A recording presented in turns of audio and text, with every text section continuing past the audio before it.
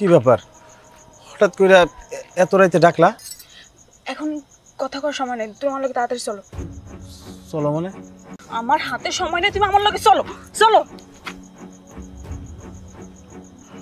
আমি তোমার লগে যাইতে পারুম না।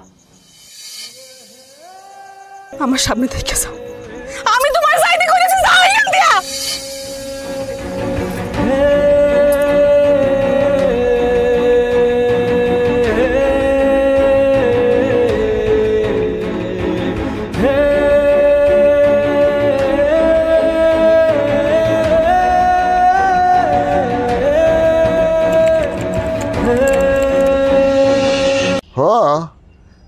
এটা তুই ঠিকই কইছস, সাহেব শিক্ষিত মানুষ, কিন্তু মানুষ শিক্ষিত হইলেই যে কে বড় কে ছোট এইটা বইলা যায়, এটা তো আমি জানতাম না রে।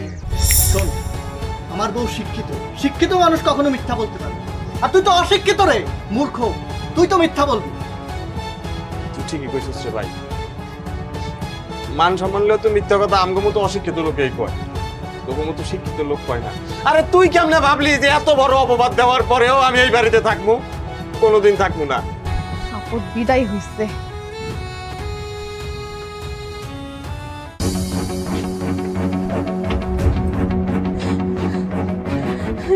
স্যার, আমার বুলারে কই লিয়ে যাইতাছেন? আমার বুলা কি করছে? আপনার পোলায় অফিস থেকে 10 লক্ষ টাকা আত্মসাৎ করছে, এজন্য তাকে থানায় নিয়ে যাচ্ছি। অফিসার, আপনি আমার সাথে চলেন, ব্যাংকে গিয়া আপনার 10 লাখ টাকা দিয়ে দিতেছি, চলেন আপনি আমার সাথে। ঠিক আছে চেয়ারম্যান সাহেব। চেয়ারম্যান আমারে খবর পাঠাইছে যে সাহেদরে নাকি পুলিশে ধরে লয়ে যাইতেছে, ও নাকি অফিসের 10 লাখ টাকা আত্মসাৎ করছে। আমার ভাই তো এটা করতে পারে না, আমি বিশ্বাস করি না এটা। আমি আমার মার জায়গা বেচা দিচ্ছি খালি আমার বাইরে বাঁচাইতে। আমি আমার বাইরে ভালোবাসি, তোমকে ভালোবাসি, তোমরা আমার আপন মনে করতে না আমারও। আমি তোমাকে আপন ভাবি, তোমরাই তো আমার সব।